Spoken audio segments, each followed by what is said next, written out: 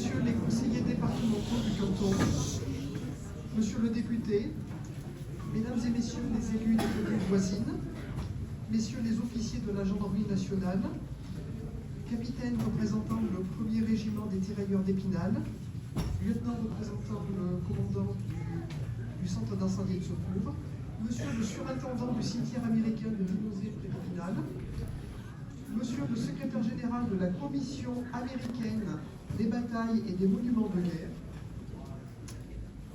Mesdames et Messieurs les présidents des associations patriotiques et des anciens combattants et porte-drapeaux, j'associe également tous les représentants des différentes associations hawaïennes qui sont parmi nous, Mesdames et Messieurs les familles américaines et hawaïennes descendantes des combattants, Mesdames et Messieurs, je suis très honoré de représenter la préfète des Vosges et d'être présente à vos côtés aujourd'hui pour commémorer la bataille de Bruyères et sa libération. J'évoquerai également, pour lui rendre hommage, le bataillon perdu qui s'est particulièrement illustré à Guy-Fontaine, où je n'ai pas pu vous rejoindre hier matin.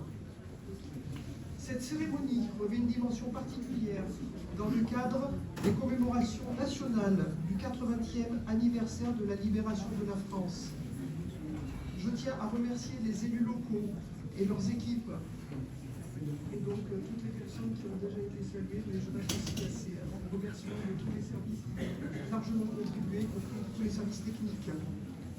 Donc des 4 villes organisatrices pour la belle tenue des diverses cérémonies qui ont débuté dès vendredi 18 à Laval-sur-Bologne, se sont poursuivies à Frédéric-Fontaine, puis hier samedi à Guy-Fontaine et au cimetière américain de Dinosé, et se terminent aujourd'hui en apothéose à Bruyères. Après leur débarquement en Provence, le 15 août 1944, les armées alliées remontent la vallée du Rhône en 4 semaines et atteignent les Vosges le 19 septembre. Elles doivent toutefois ralentir leur avancée avant d'aborder le massif vosgien en raison de problèmes d'approvisionnement en carburant et en munitions, car l'intendance a du mal à suivre cette progression assez rapide. Fin septembre 1944, la stratégie américaine prévoit une offensive ciblée sur Strasbourg à travers les vallées vosgiennes. Celle-ci est confiée à la 7e armée américaine du général Alexander Patch. Plus au sud du massif des Vosges, l'objectif de la première armée française du général Jean Delattre de Tassigny est la trouée de Belfort, via les Vosges. Au même moment, la stratégie allemande est très claire.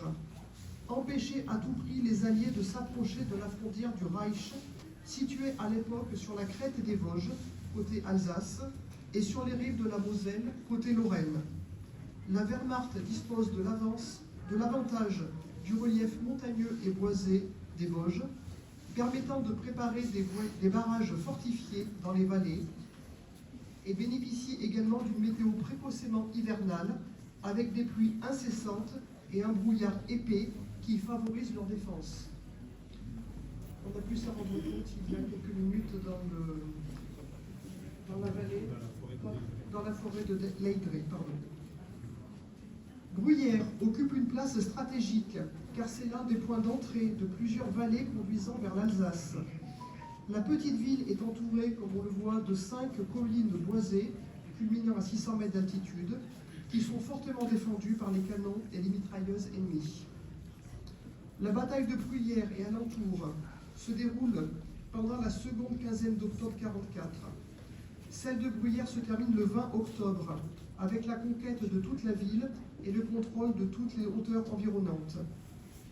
Les bombardements allemands sont terminés et la population peut enfin se répandre dans les rues pour exprimer sans crainte sa joie.